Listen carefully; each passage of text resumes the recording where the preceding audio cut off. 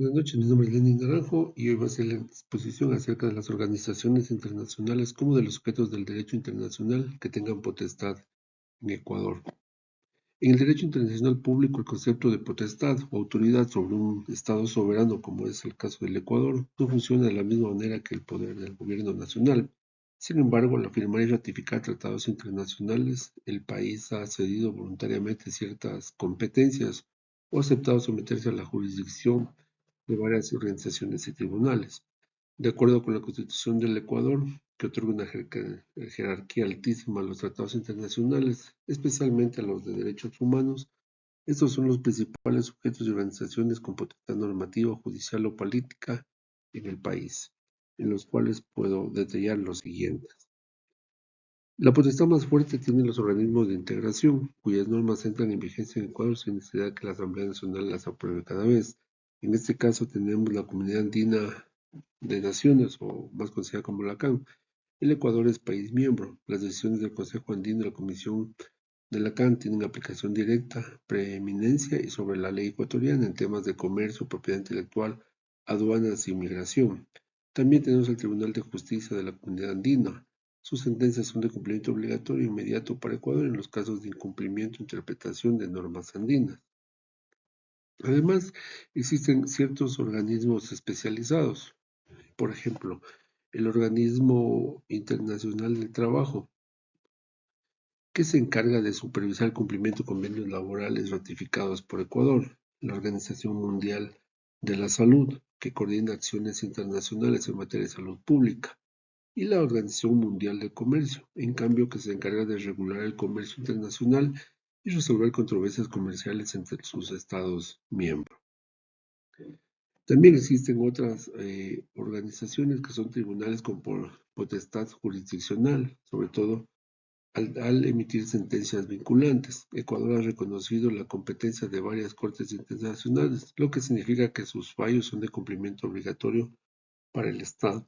En primer lugar, tenemos la Corte Interamericana de Derechos Humanos, o la CIDH, que es un organismo judicial de la Organización de Estados Americanos.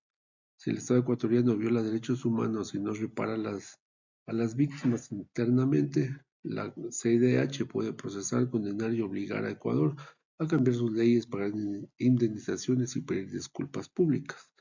Considero que este es uno de los organismos principales en los cuales se ejerce justamente esa garantía a los derechos humanos.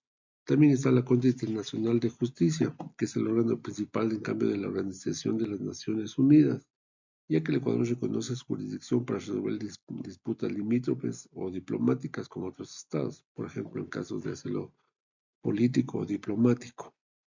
Dentro de las organizaciones regionales que pueden emitir resoluciones que pueden ser recomendaciones o de pronto obligaciones ineludibles, tenemos a la Organización de las Naciones Unidas, o también llamada ONU.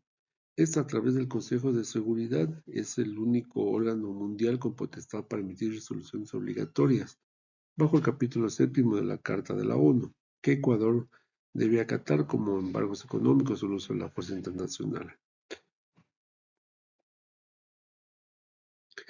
En el aspecto financiero y económico, también tenemos algunos organismos, algunas instituciones en las cuales Ecuador mantiene vinculación.